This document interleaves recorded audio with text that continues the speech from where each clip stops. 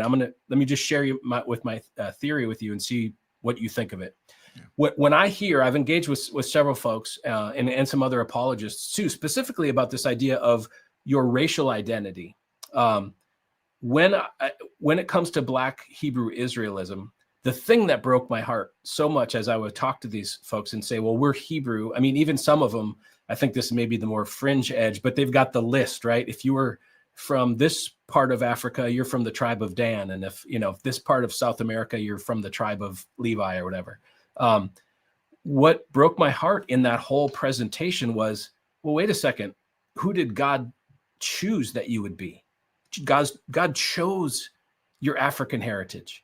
God chose the family you would be born into. He chose the time on the history line when you would be born. These are all God-ordained things. So why would you turn your back?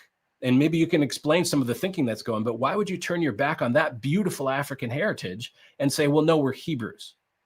Ooh, that's insightful. And I think you're right. I think there's this sort of coveting, if we're honest, there's this coveting of the sort of sweetness in which they hear the way Yahweh talks about the Hebrew people in the old covenant. And it's who wouldn't want those types of affections laid on themselves? The truth of the matter is, in Christ, you have those, yes, and some.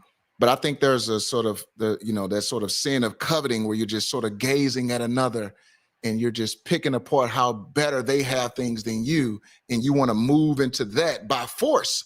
Right. And I think it's a lot of that going on there. And I think another component too is there's a desire to temporarily see the condition of the so-called Black man or brown man and woman improve. So there's a temporal focus that sort of blocks them from considering the rest of the conversation, the eternal component,